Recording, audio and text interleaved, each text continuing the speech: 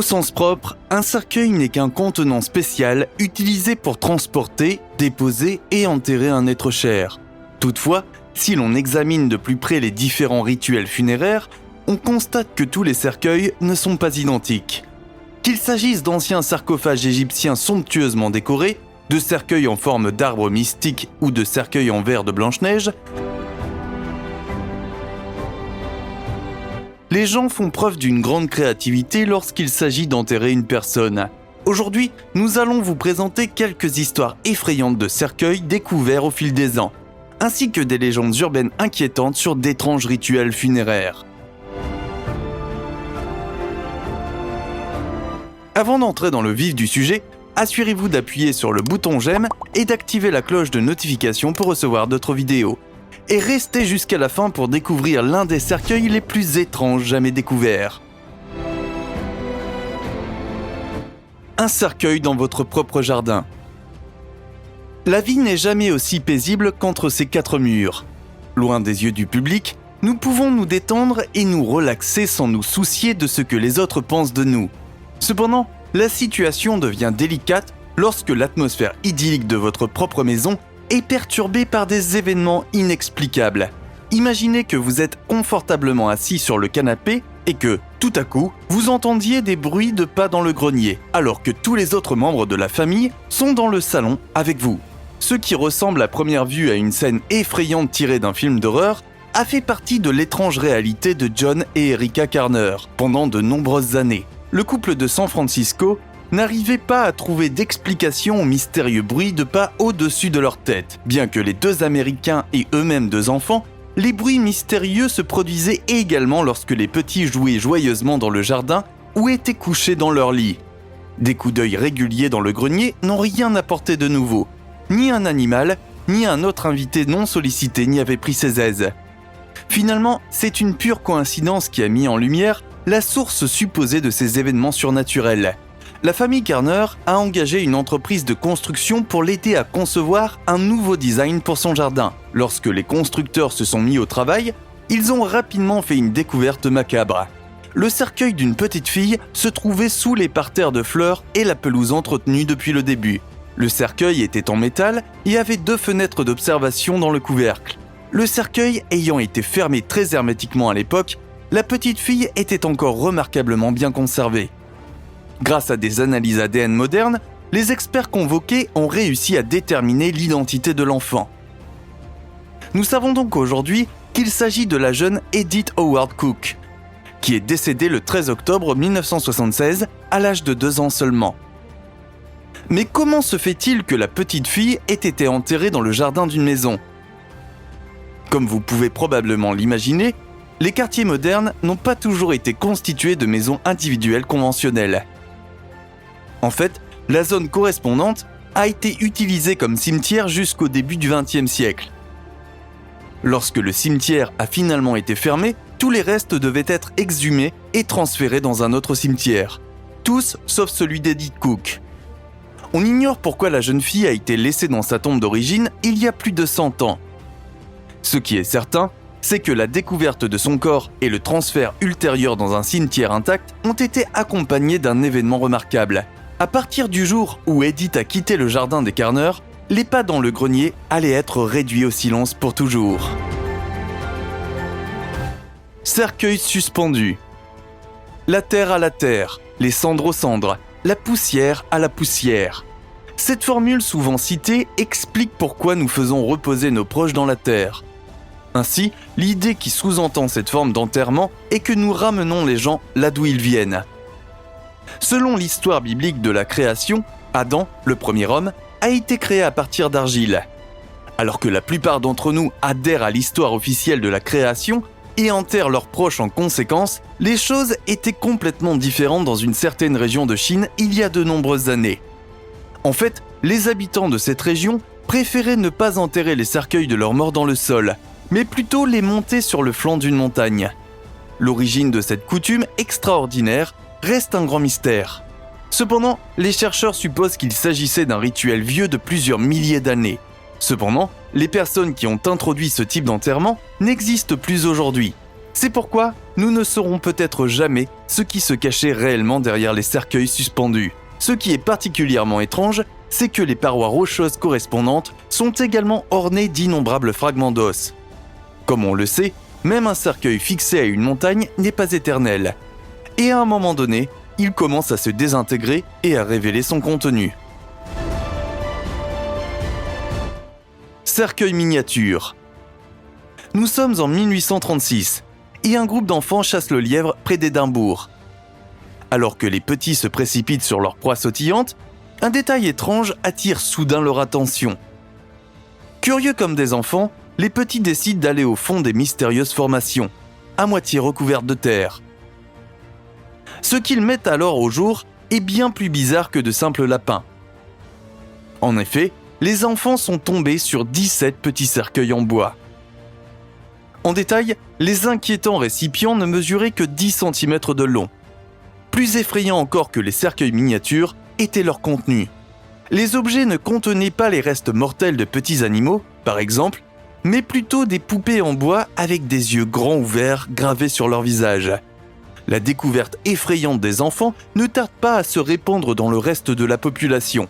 Alors que certains habitants pensaient qu'il s'agissait des reliques d'un rituel de magie noire, d'autres soupçonnaient que les poupées étaient en fait les corps de morts ou de gobelins. À ce jour, rien ne permet de savoir qui a fabriqué les cercueils en bois ni à quoi ils servaient. Le cercueil vide de l'empereur Alexandre. Selon l'histoire officielle, Alexandre Ier est mort en 1825 après une courte et grave maladie. Mais peu après l'annonce de la mort de l'empereur russe, les premières personnes ont commencé à prétendre que le puissant monarque était en fait toujours en vie et en pleine forme. Toutefois, ces légendes ont été alimentées par les circonstances étranges entourant l'autopsie et l'enterrement qui a suivi. Ainsi, lors de la dernière examination, le visage du mort a été recouvert d'un tissu sur l'ordre pressant de sa veuve. Alors que le défunt a ensuite été transféré à Saint-Pétersbourg, personne n'a été autorisé à regarder à l'intérieur du cercueil. Bien des années plus tard, la rumeur de la fausse mort de l'empereur allait reprendre de l'ampleur. Comme Alexandre II, le neveu d'Alexandre Ier, voulait faire la lumière sur les légendes sans fin concernant son oncle, il a fait ouvrir le cercueil en 1866. Le résultat incroyable fut que le cercueil était vide. En raison de ces circonstances inexplicables, de nombreuses personnes sont encore convaincues que le souverain russe n'a fait que simuler sa mort pour partir volontairement en exil secret. En fait, au fil du temps, de nombreuses personnes ont déclaré avoir vu Alexandre Ier sous la forme d'un vieil homme plusieurs années plus tard. À l'époque, il n'était pas exagéré de penser que l'homme était simplement fatigué des innombrables heures qu'il avait passées à gouverner son pays. Après tout, être le leader d'une nation est très fatigant. Un coup d'œil sur l'histoire montre qu'Alexandre avait régné sur la Russie pendant environ 24 ans, à peu près. Il est donc facile de comprendre qu'il ait pu simplement se fatiguer et vouloir passer le reste de ses jours dans la clandestinité. Cela prend tout son sens si l'on considère le fait qu'il aurait pu être méprisé par ses pairs et ses partisans s'il avait simplement démissionné et transmis le rôle à quelqu'un d'autre. Jusqu'à présent, le rôle du souverain était presque exclusivement transmis à la famille après la mort du souverain. Cela signifie que, si un souverain ne voulait plus régner, il pouvait être considéré comme un lâcheur, ou pire encore, il pouvait même être considéré comme un traître par ses partisans. Il est donc assez facile de comprendre pourquoi il est logique qu'Alexandre ait simulé sa mort, même si la vérité a été révélée bien des années plus tard. Sarcophage maudit. Alexandre le Grand est l'un des individus les plus célèbres et les mieux documentés de l'histoire ancienne. Cependant, la vie et la mort d'Alexandre recèlent d'innombrables mystères qui, à ce jour, ne sont toujours pas résolus. Alexandre le Grand a régné sur la Grèce jusqu'en 323 avant Jésus-Christ, date à laquelle il est tombé soudainement malade et est décédé environ 2 semaines plus tard. De nombreuses personnes pensent qu'Alexandre a été empoisonné après être entré à Babylone, mais des découvertes et des enquêtes récentes pourraient prouver qu'Alexandre est simplement tombé malade et que sa mort était à toutes fins utiles une erreur. À l'époque de la mort d'Alexandre, d'innombrables suspects affirment avoir été témoins directs de son empoisonnement, notamment sa femme, son frère et de nombreux civils. Cependant, une partie très importante de l'histoire qui n'a jamais été observée est l'empoisonnement lui-même, l'acte d'empoisonnement d'Alexandre. Cela laisse naturellement beaucoup de place au doute, et dans le monde d'aujourd'hui, l'empoisonnement ne serait certainement pas la première hypothèse. En fait, nombre des symptômes qu'Alexandre a présentés au cours de ces derniers jours, tels qu'une forte fièvre, des sueurs et des douleurs abdominales, pourraient même être expliqués par quelque chose d'aussi simple qu'une intoxication alimentaire, ou plus probablement par la malaria. Cela peut sembler une simple théorie du complot au premier abord, et d'une certaine manière, c'en est une. Mais le fait est qu'il y a plus qu'assez d'éléments pour jeter un doute raisonnable sur le fait qu'Alexandre ait été empoisonné. Nous pourrions toutefois en avoir le cœur net dans les années à venir si une poignée d'archéologues parvenait à leur fin et étaient autorisés à effectuer des sondages, voire des fouilles, sur la tombe d'Alexandre le Grand. Grâce à la technologie d'aujourd'hui, nous pourrons peut-être enfin découvrir si Alexandre a été infecté par un virus, une sorte d'intoxication alimentaire, ou s'il a été légitimement empoisonné par ceux qui s'opposaient à lui. Cependant, il y a un petit problème avec ce plan que vous connaissez peut-être déjà. Personne ne sait où cet homme a été enterré. Oui, le tombeau d'Alexandre le Grand n'a jamais été découvert et toutes ces années plus tard, les experts n'ont aucune idée de l'endroit où il a été enterré.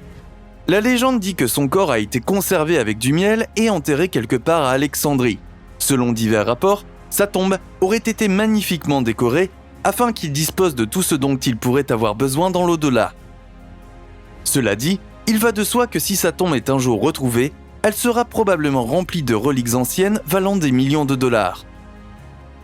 Cependant, à ce jour, nous n'avons aucune idée de l'endroit où se cache réellement le lieu de repos d'Alexandre. Tombe de vampire. Dans le Connecticut, peu importe qu'il s'agisse d'événements inexplicables, de vagues dévastatrices de maladies ou de décès mystérieux, si vous demandiez à la population superstitieuse d'il y a quelques siècles à cause de ces tragédies, la réponse était toujours la même, les vampires. Ne craignant rien de plus qu'un suceur de sang mort-vivant, sortant de sa tombe et revenant dans le monde des vivants, les humains pratiquaient alors des rituels funéraires extrêmement bizarres, destinés à emprisonner le monstre dans l'au-delà pour toujours. L'histoire d'un vieux cercueil retrouvé dans l'État américain du Connecticut il y a quelques décennies montre également à quel point ces coutumes étaient réellement inquiétantes. Le défunt, mort il y a environ 200 ans, était sans doute pris pour un vampire par son entourage. Pour cette raison, certains organes, comme le cœur, étaient prélevés sur le défunt après sa mort, puis brûlés. Encore plus étrange, apparemment, le supposé vampire a été enterré 2 fois. On pense que les proches du défunt n'ont décidé qu'après la première inhumation, d'exhumer le défunt et de faire suivre les cruels rituels des vampires. Mais les enterrements rituels de vampires ne s'arrêtent pas là. Dans de nombreuses régions du monde, les vampires étaient enterrés la tête en bas. Et on leur mettait même des briques dans la bouche, croyant ainsi que leur âme resterait prisonnière de leur corps. De nos jours, nous savons que les vampires n'existent pas vraiment. Cependant, à l'époque, les gens étaient très préoccupés par le fait que non seulement les vampires existaient, mais qu'ils ne pouvaient pas mourir. Ils faisaient donc tout ce qui était en leur pouvoir pour garder l'âme des vampires prisonnière de leur corps, afin qu'elles ne reviennent pas hanter le monde des vivants.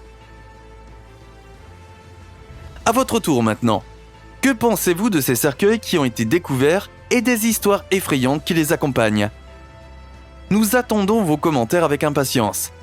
Si notre voyage dans le monde des cercueils bizarres vous a intéressé, laissez-nous un pouce bleu. Et pendant que vous y êtes, n'oubliez pas de vous abonner et d'appuyer sur la cloche pour ne jamais manquer une autre vidéo. Merci de nous avoir suivis. Profitez-en bien et à la prochaine fois.